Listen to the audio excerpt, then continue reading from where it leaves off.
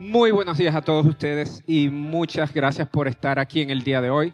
Muchas gracias, por supuesto, a Julio y a todo el equipo de HackCon por haberme invitado acá a compartir con ustedes esta sesión que tenemos respecto de los aspectos legales relacionados a la ciberseguridad. Entonces, vamos a empezar. En primer lugar, obviamente, sí, como ya me introdujeron, mi nombre es César Molina Rodríguez. Yo trabajo entre las diferentes funciones que llevo como abogado en temas de tecnología, principalmente en áreas relacionadas a la ciberseguridad.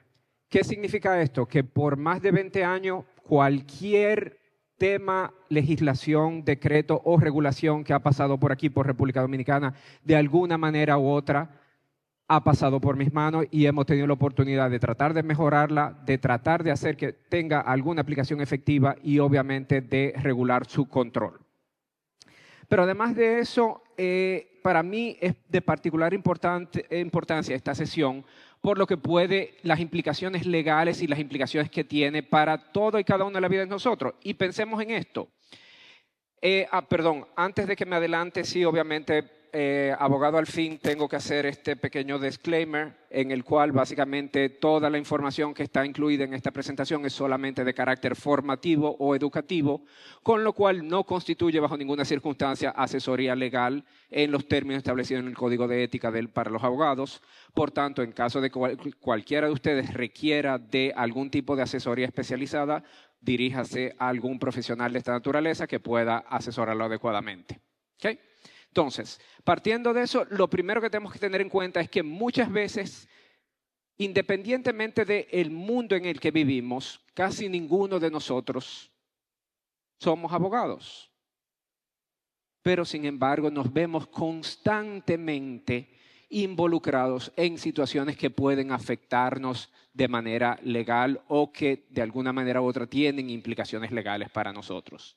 Por tanto, si en algún momento tienen cualquier pregunta, cualquier comentario y desean conocer sobre las potenciales implicaciones legales, pues con mucho gusto podremos discutirlas. La segunda aclaración que quiero hacer, y esta es muy importante, que está muy vinculada a los aspectos relacionados a cómo poder llevar exitosamente casos de manera legal, debemos contar al menos con estos 6 elementos que encontramos acá.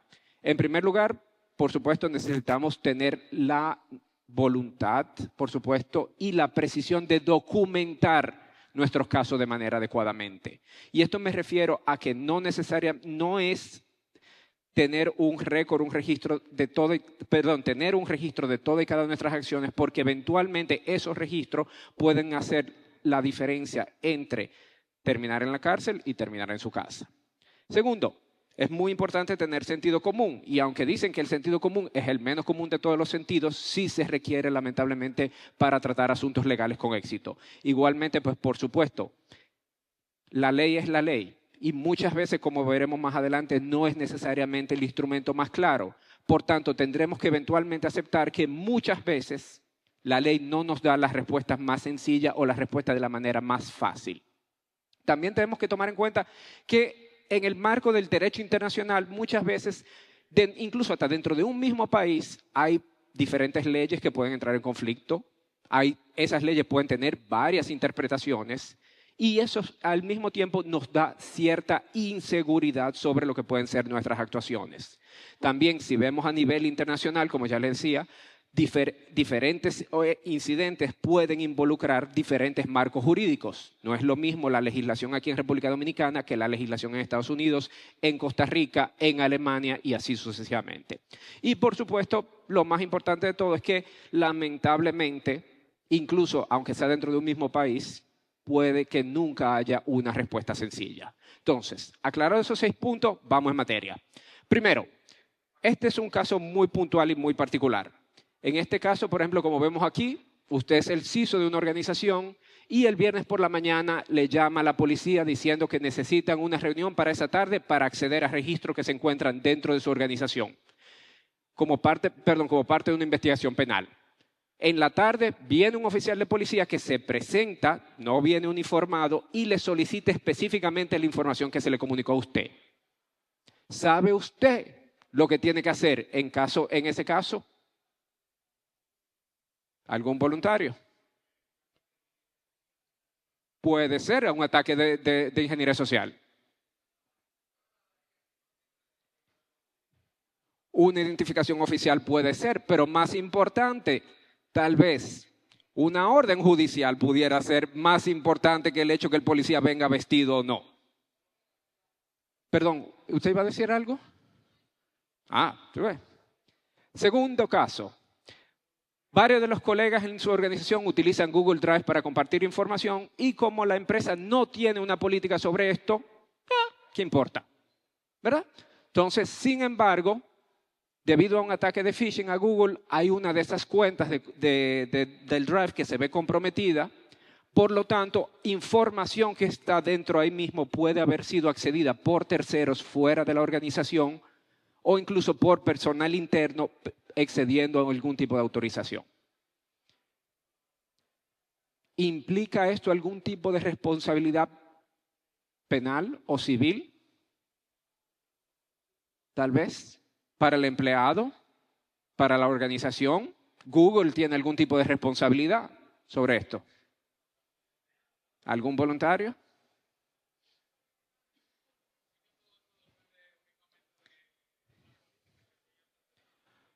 Todo depende de la política y como vimos anteriormente, muchas veces las situaciones no son totalmente claras, no son blanco y negro. Y esto se vuelve al chiste, yo no sé si ustedes han escuchado, por lo menos yo que soy abogado tengo que escuchar muchos chistes malos de abogados cuando hacen así le preguntan a un abogado cuántos son 2 más 2 y el tipo apaga la luz y le dice cuánto tú quieres que sean. ¿Por qué? Porque ciertamente en el derecho muchas veces las cosas no son tan transparentes y muchas veces no es tan fácil de determinar la solución que tendrá un caso potencial. Tercer caso. Usted trabaja en el departamento de TI de una compañía telefónica y usted se da cuenta de que un colega suyo ha estado accediendo a los CDR del servicio de forma tal para determinar si su novia le ha estado engañando. Usted tiene la posibilidad, como trabaja en TI, de acceder al equipo y al correo de su colega para encontrar las pruebas necesarias. Y técnicamente lo puede hacer. ¿Eso nos está permitido? ¿Hay algún tipo de salvaguarda legal o no? Tanto para usted como para su colega. Yo veo a muchos diciendo que no, con la cabeza. Sin embargo, ¿sabemos lo que dice la política de esa empresa? Si es posible o no. En caso de que se recopile esa información y yo necesite usarla en un juicio, ¿qué medidas debería yo tomar para preservar esas pruebas? Y que obviamente eventualmente me sean válidas en un juicio. Y aunque ustedes no lo crean, ese caso sí pasó aquí en República Dominicana y lamentablemente el despido que la empresa estaba tratando de hacer era un despido justificado y lamentablemente el tribunal lo reversó porque no había una política precisa para tomar ese tipo de decisión. Lamentablemente. ¿Perdón? Tuvo tipificado, pero el problema fue que en ese caso en particular el tribunal entendió que como no existía una política clara de que TEI podía acceder de esa manera, independientemente que era para probar un ilícito, lamentablemente no hubo forma. Y por último, este caso que es imagínense que ustedes son el empleado en un departamento de TEI de una universidad, se dan cuenta que dentro de la universidad, entre los sistemas, hay una gran botnet y usted decide que no solamente va a limpiar su sistema, sino que además vamos llevando la botnet de encuentro. ¿Está usted legalmente autorizado para hacer eso?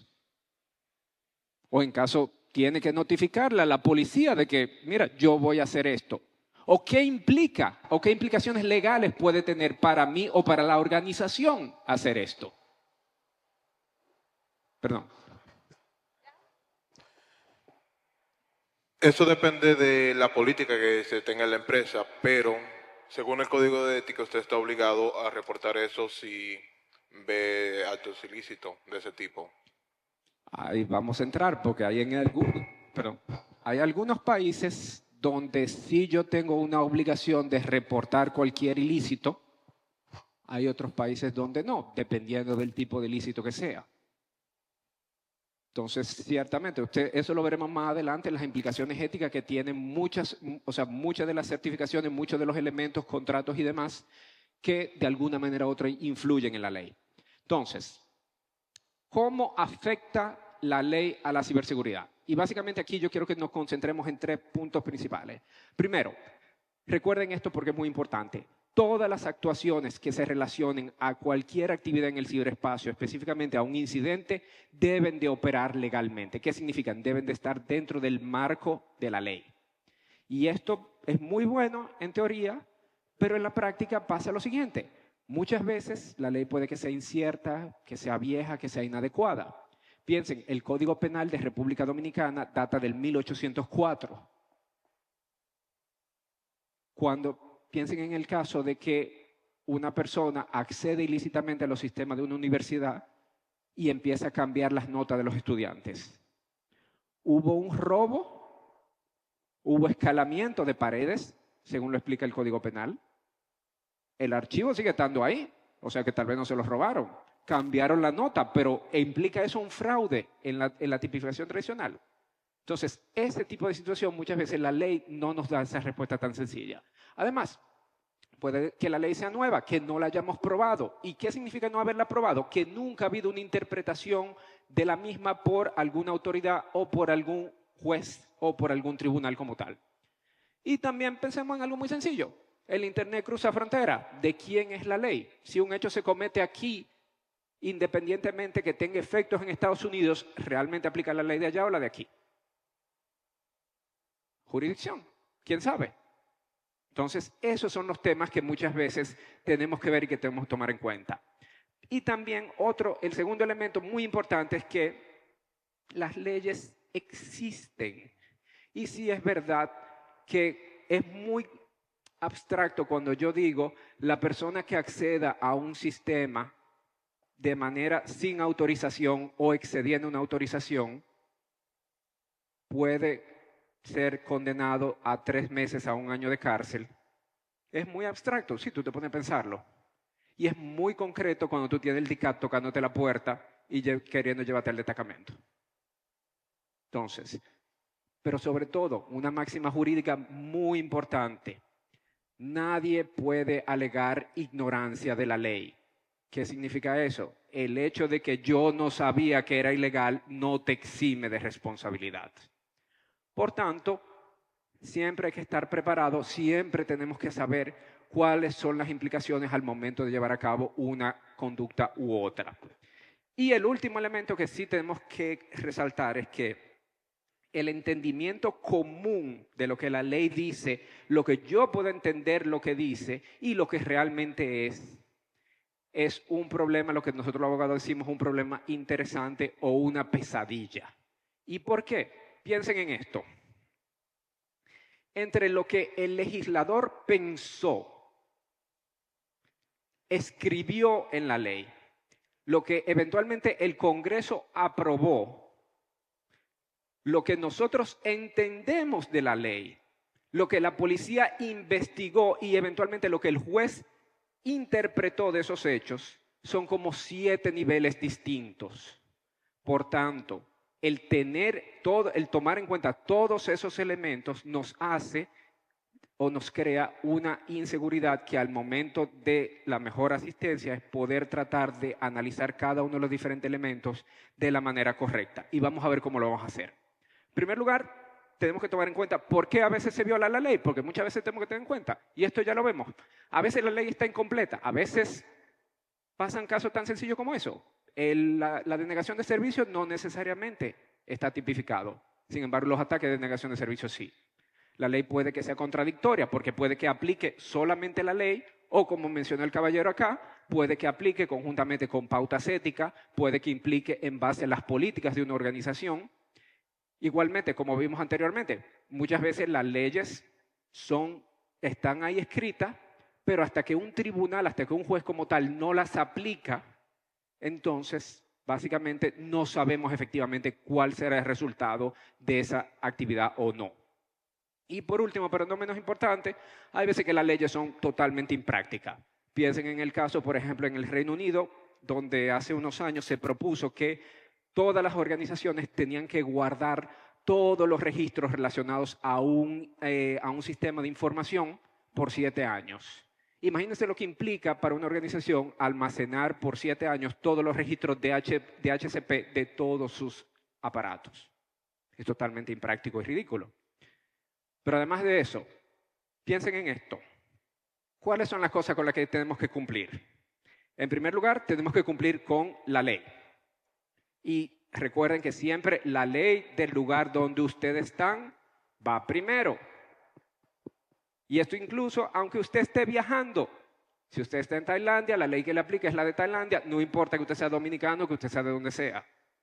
Segundo, nunca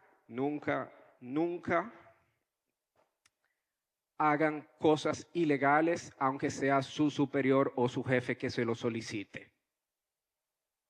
Porque la responsabilidad penal es individual. Por tanto, el hecho de que su jefe le diga, a esto tú tienes mi autorización, no es su jefe que va para la cárcel, son ustedes. Tercer lugar, como ya mencionamos anteriormente, en algunas legislaciones, si usted tiene conocimiento de un delito, tiene que notificarlo, independientemente de que su organización le diga no se notifique. Esos son elementos a tomar en cuenta.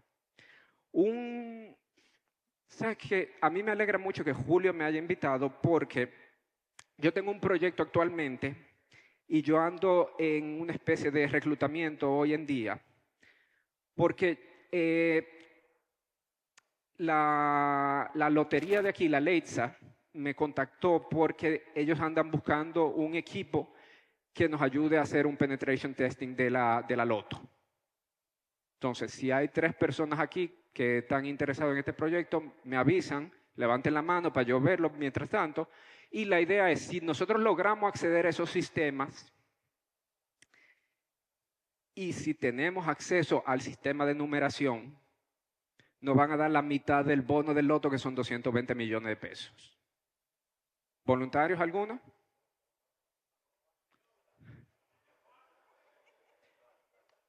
¿Ves? Entonces, todos los que levantaron la mano técnicamente pueden que estén presos. ¿Por qué? No porque potencialmente hayan violado la ley, sino porque ninguno de ustedes se molestaron en leer el contrato.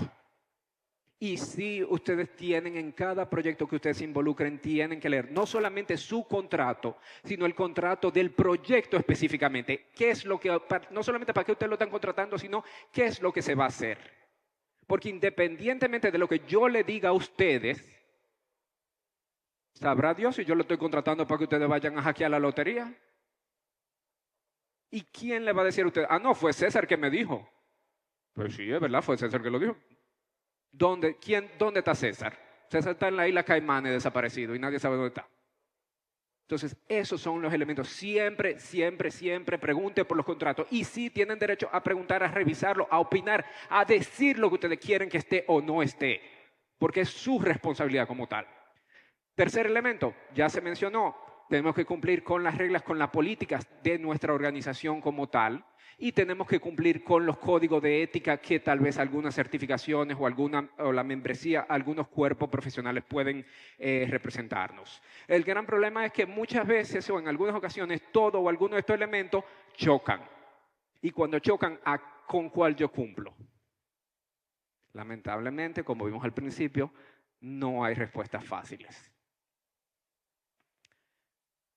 Entonces, lamentablemente es un slide que tengo que poner de manera obligatoria para todos aquellos que no trabajan en el área en temas jurídicos. Y es básicamente cuando hablamos de ciberdelincuencia que estamos hablando, y aunque hay muchísimas definiciones de lo que es ciberdelincuencia, delincuencia cibernética, cibercrimen, etcétera, etcétera, estas son las 4 que son mayormente más aceptadas. Primero, son esas conductas en las que la computadora es una herramienta, por ejemplo, de la actividad criminal, como es obviamente en el spam, como es, por ejemplo, en el hacking, las conductas en el que, por ejemplo, el equipo o la red es el objeto de la delincuencia, como es en el caso del malware. Tenemos también el fraude de las telecomunicaciones, donde son esas conductas donde la computadora es el lugar donde se ejecuta la actividad delictiva.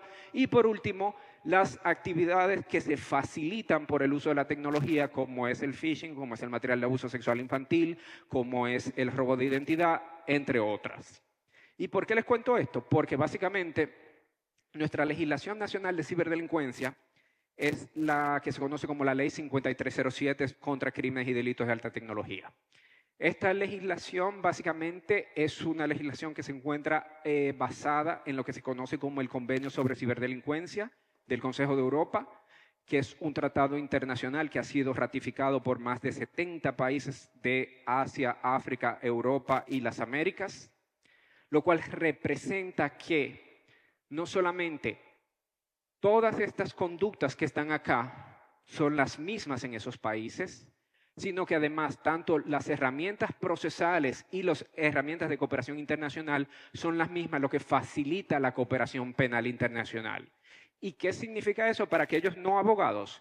Que si usted comete un hecho ilícito de estos en cualquiera de esos países, tiene muchísimo más posibilidad de ser atrapado por los mecanismos de cooperación penal internacional que lo pueden afectar de una manera u otra en el desenlace de su juicio.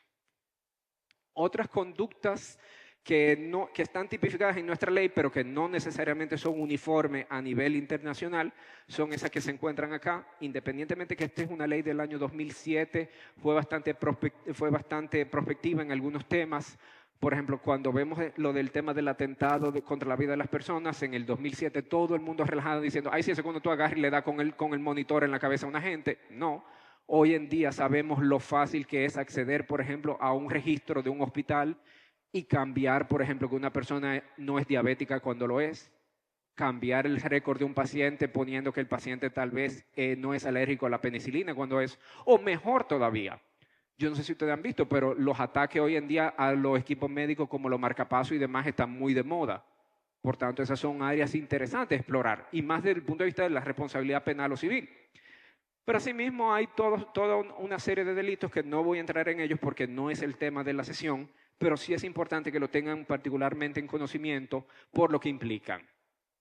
Además de eso, ya casi para concluir, esta parte aquí quería adelantarles son una serie de buenas prácticas que ustedes de alguna manera u otra les recomiendo que sigan porque van a tener obviamente la posibilidad de hacer alguna diferencia en el tratamiento de ustedes al momento de ustedes enfrentar situaciones relacionadas a la ciberseguridad.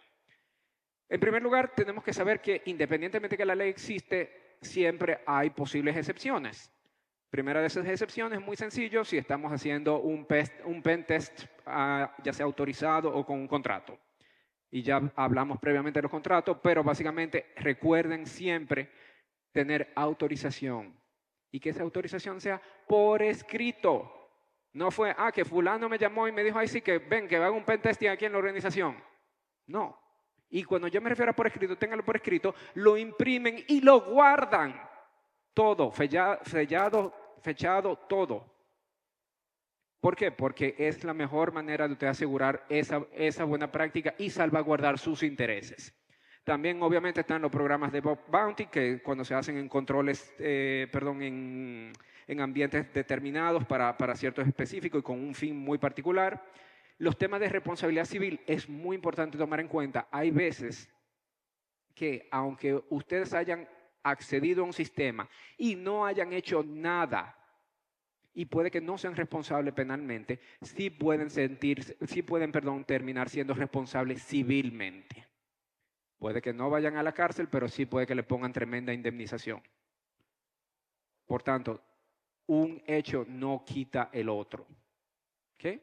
Y tercero, no menos importante, tomar en cuenta que si ustedes acceden a sistemas y esos sistemas contienen datos personales, pueden ser sometidos por la Ley de Protección de Datos Personales por violentar la seguridad de esos datos, o incluso para aquellos que somos un poquitito mayor, bueno, Marcel tal vez se acuerda de esto, en los años 2000, cuando todavía existían los CDs y los programas de computadora, por ejemplo, en discos, algunos vinieron con protecciones para evitar su copia. El violentar ese tipo de medidas de seguridad de esos sistemas, por ejemplo, lo puede hacer que sean sometidos por violación a las leyes de derecho de autor y de propiedad industrial. Otros elementos a tomar en cuenta, y este es de particular importancia para los que vivimos acá en República Dominicana, En el año 2022 salió el decreto 685 del año, de ese año, el cual en su artículo 11 establece una especie de política de divulgación responsable de vulnerabilidades. Y básicamente dice este artículo que está acá, que no, o sea, usted no será sometido por violentar, por ejemplo, las disposiciones sobre confidencialidad, integridad y disponibilidad de los sistemas y datos, siempre y cuando usted comunique, publique o divulgue vulnerabilidades y lo haga conforme a las disposiciones del Centro Nacional de Ciberseguridad. Esas disposiciones básicamente son estas tres que se encuentran acá. Primero, no se solicite recompensa bajo coerción o amenaza, no se otorgue un tiempo razonable para solucionar las vulnerabilidades y la persona que la divulga debe tomar en cuenta el impacto. Ahora bien, dos cosas. Primero, este decreto solamente aplica para instituciones del gobierno central. ¿Qué significa eso? Que si usted está haciendo ese tipo de actividad para el Poder Legislativo, para el Poder Judicial, para la Junta Central Electoral o para el sector privado, no está cubierto. O sea que si alguien le hace eso a CCN, fácilmente que va preso. Obviamente si lo hace sin autorización, perdón. Otro elemento que quiero resaltar acá es que según este decreto quedan excluidos herramientas o el uso de posibles conductas como hacer ataques de denegación de servicio, pruebas físicas, la utilización de código malicioso o malware, lo que tiene que ver, por ejemplo, con ingeniería social, eliminación o filtración de datos, entre otros elementos. Y la pregunta ahora mía para el público. ¿Eso está de acuerdo estas disposiciones con eso? ¿Ustedes quieren que tal vez si yo quiero hacer una divulgación responsable debería de poder utilizar herramientas de ingeniería social? Es una pregunta que yo se lo pongo porque eventualmente eso vamos a tener que revisarlo. Y si tal vez ustedes entienden que eso es necesario cambiarlo, este es el momento para hablarlo. ¿Por qué? Porque ustedes son los que al final de cuentas ese tipo de disposición le va a aplicar. Y esos son los mecanismos en los cuales ustedes como profesionales de la ciberseguridad pueden efectuar cambios en la legislación. Ya para concluir, unos pequeños consejos que lo pueden ayudar a evitarse problemas. Primero, igual recalcando, siempre tengan su autorización por escrito, tengan todos los permisos bastante claros, tengan sus acuerdos de confidencialidad muy bien definidos por lo que eso implica. Segundo lugar, siempre establezcan los límites muy claros para los proyectos en los que usted trabaja. Recuerden lo que hablamos de los contratos al principio. Definan claramente cuál es el alcance, cuáles son los objetivos, los métodos de trabajo que se van a usar. Recuerden, no es lo mismo yo tener un permiso para hacer un pentest que yo incluso tratar, creo que el speaker anterior era que decía, de yo meterme por la cocina para acceder al centro de datos. Acceso físico a los locales tienen que ser determinados porque si no se pueden constituir en una violación al contrato y eventualmente en responsabilidad penal para ustedes. Tercer elemento, obviamente esto ya lo vimos más arriba con el tema de la divulgación responsable. Siempre informen sobre cualquier vulnerabilidad siguiendo las políticas previas o las buenas prácticas establecidas. Y en cuarto lugar, si hacen cualquier tipo de certificación, siempre recuerden de utilizar todo lo que se refiere a las pautas éticas que pueden traer estos elementos, así como seguir las políticas nacionales o de alguna industria en particular en lo que se refiere a la divulgación responsable. Y sobre todo, creo que lo más importante,